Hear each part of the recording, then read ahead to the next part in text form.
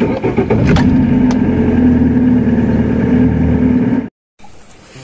bismillahirrahmanirrahim. Assalamualaikum warahmatullahi wabarakatuh. Jumpa lagi dengan saya Ahmad Fatoni di video motovlog. Pada video kali ini saya ingin menukarkan celana yang sudah saya beli kemarin, kekecilan ternyata kurang besar sedikit.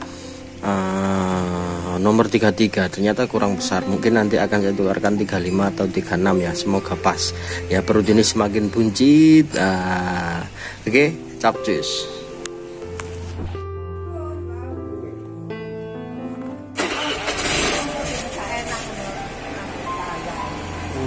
Bareng apa nah ayo? Dengan Sari. Baik bareng tuh Oma.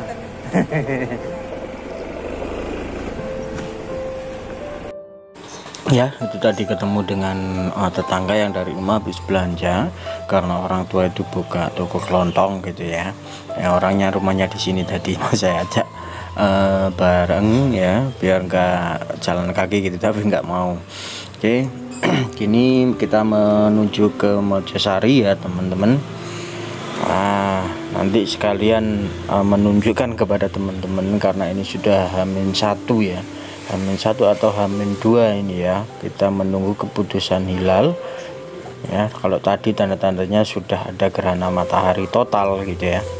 Nah, kita ke Mojosari ini sambil menunjukkan ke teman-teman apakah daerah saya, rumah saya ini terkena dampak arus mudik ya atau tidak.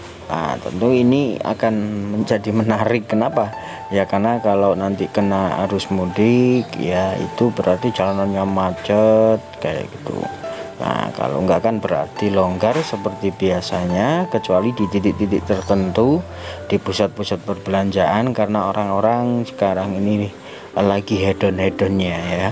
Jadi para pengusaha-pengusaha yang terkait dengan kebutuhan-kebutuhan untuk lebaran, beli baju, beli kue, atau penjual makanan itu saat ini lagi naik daun usahanya ya. Ya, ini adalah siklus kehidupan yang perlu kita maklumi saja ya, namanya juga manusia. Begitu juga permintaan untuk baik relevan maupun tidak relevan ya. Jadi baik itu permintaan motor baru, motor bekas, jual beli, kemudian mobil baru, mobil bekas, menjelang lebaran itu semua pada naik gitu ya.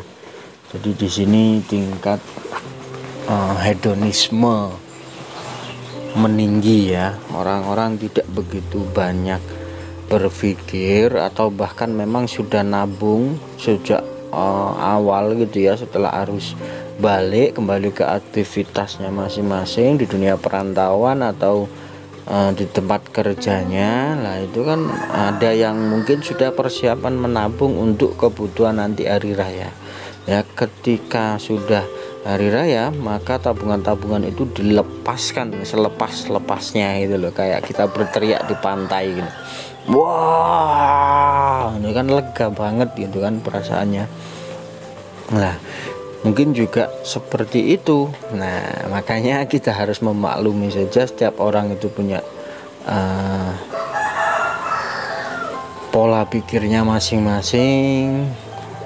Yang menurut kita kadang buruk itu belum tentu menurut orang lain. Begitu juga sebaliknya, kalau menurut orang lain itu baik belum tentu baik juga menurut kita. Lah itu kan sangat relatif gitu loh ya.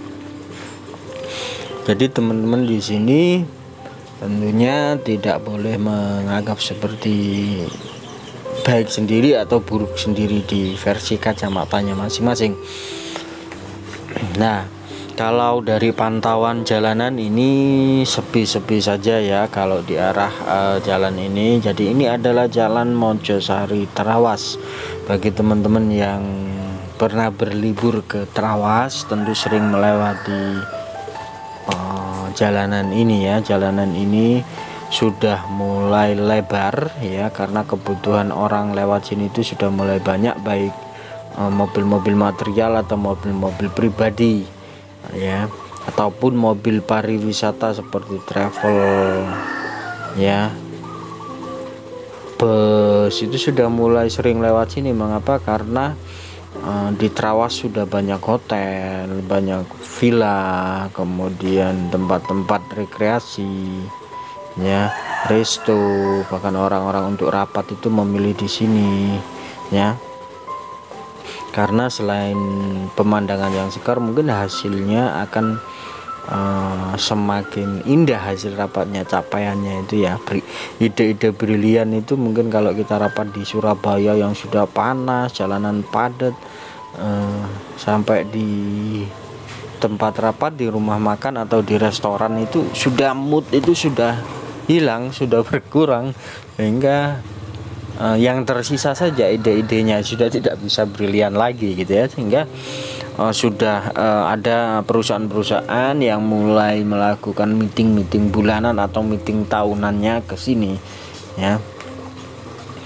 Nah, seperti kemarin itu Daihatsu ya, dari tim Daihatsu di Jemur ya, Jemur Wonosari itu melakukan rapat akhir tahun di sini. Nah, ini kan menjadi sesuatu yang kayaknya ini urgent untuk dilakukan ya, karena agar mendapatkan capaian-capaian baru di tahun depan, lebih fresh pikirannya karena melihat hijau-hijauan ya, seperti itulah ya.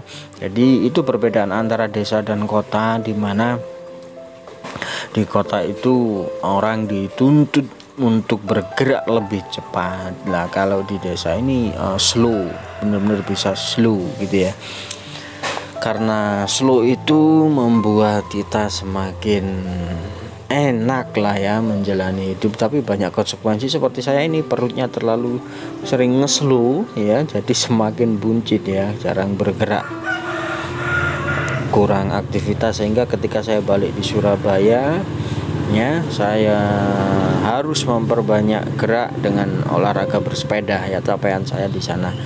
Nah, semoga saja nanti semakin bisa mengecil perut ini, sehingga pilihannya Surabaya. Makanya saya kan nggak bawa mobil gitu ya, bawa motor aja agar semakin pergerakan ini semakin bagus ya. Ini saya nyampe di tempat kertas ya, rongsokan kertas, penampungan khusus kertas ini ya, untuk buka ya. Jadi saya mau tanya dulu, ini buka sampai jam berapa, menerima kecil enggak gitu lah ya. Oke, saya masuk dulu ya teman-teman ya.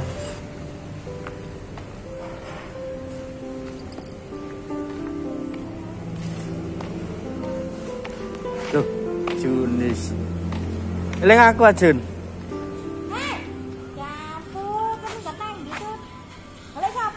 Kata takok nerimo anu dah ngedol kertas ning kene terakhir jam 3.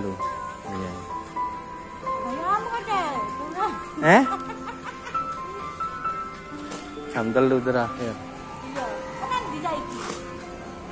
Nang Surabaya.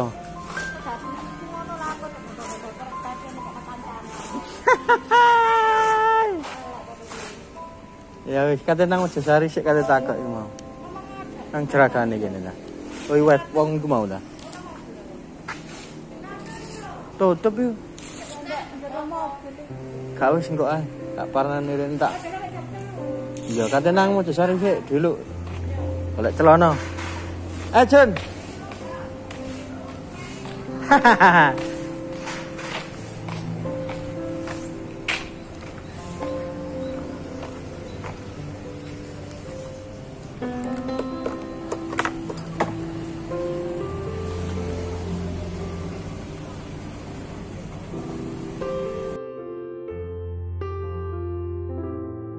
Oh, ini tadi mobil bosnya yang putih ini ya.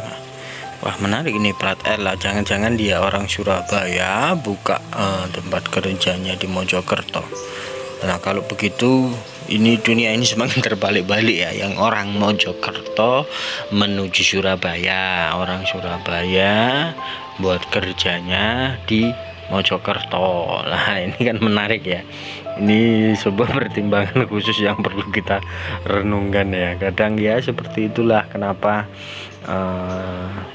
yang Mojokerto ke Surabaya, kenapa yang Surabaya ke Mojokerto, semua orang itu kadang kalau memandang itulah, ini dunia ini memang sudah terbolak-balik kayak gitu ya.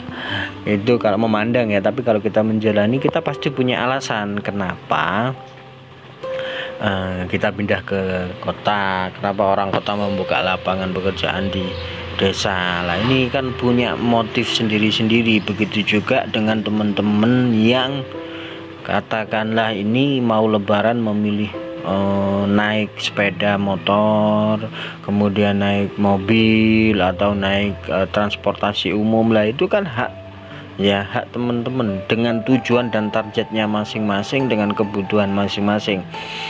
Orang mengatakan kalau mau mudik pakai motor seperti yang saya posting itu ya, ada perincian kalau naik bus 100k. Lah pertanyaannya, dari mana ke mana naik bus 100k itu ya, pertanyaannya itu di situ. Atau ada subsidi ya, saya kurang paham juga ya.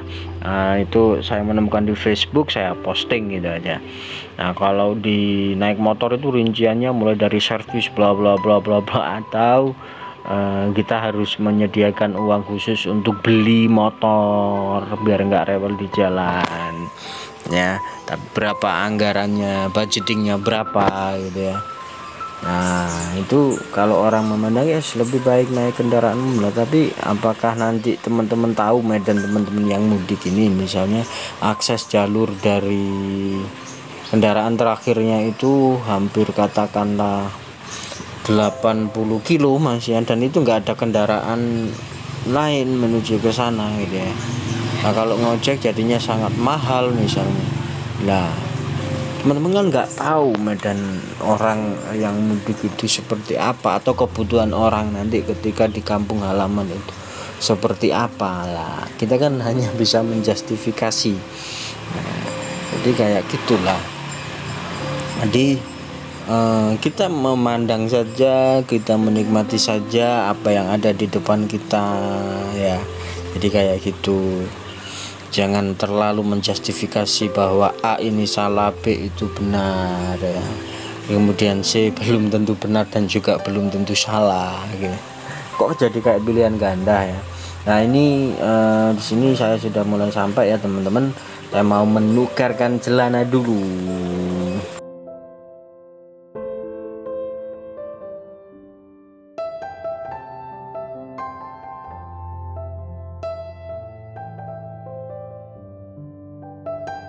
Om tuker kurang gede,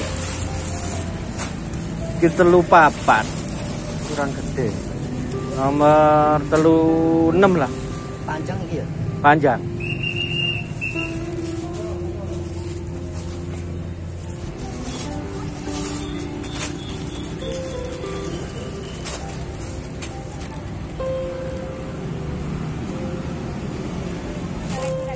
Podo om ya, podo ya.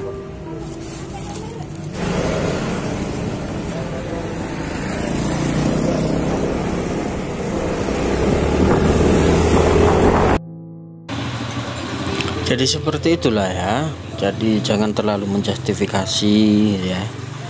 Seperti ini tadi ya, kenapa saya beli celana di mall, di toko-toko yang branded itu bisa ya, bisa aja. Tapi kenapa saya beli di toko-toko pinggir jalan gitu ya. Ya tentu ini ada pertimbangan regulasi keuangan itu biar muternya lebih cepat dan lain sebagainya. Lah ini kan ada ideologi di balik itu, ada pemikiran, ada tujuan di baliknya, tidak serta-merta begini dan begitu. Ya saya di Surabaya dekat dengan mall-mall besar gitu ya. Ya dekat dengan tempat-tempat grosir ya. Saya memang sudah berpikiran ke arah sana gitu ya, tapi ada hal-hal yang perlu saya pertimbangkan, ada ideologi-ideologi yang perlu saya pertahankan. Nah jadi kayak gitulah. Ini mobil apa ini coba, aduh gagah banget. Hilux double kabin teman-teman. Ini yang membuat hati semakin bergetar. Coba jiwa muda siapa yang tidak bergetar melihat mobil seganteng ini ya. Jadi bagaimana versi teman-teman ini Hilux terbaru ya teman-teman. Jadi sudah tambah gagah ditambah bumper ARB gitu ya, terlihat lebih cakep gitu ya lu. Semakin garang. Double cabin ini bisa untuk keluarga dan juga bisa untuk usaha. Jadi pilihan yang sangat tokcer gitu loh ya. Kalau memilih sarang hiu ya. Coba dari sampingnya gagah banget ya. Daripada terus-terusan mengintaimu, maka nanti akan semakin stres pikiran ini, buru-buru ingin beli ya. Jadi mungkin kita lanjut saja capcus ya teman-teman. Itu saja ya teman-teman. Bagi yang belum like, silahkan like dan jangan lupa subscribe, karena ini adalah kanal otomotif yang membuka perspektif berbeda tentang dunia otomotif. Thank you.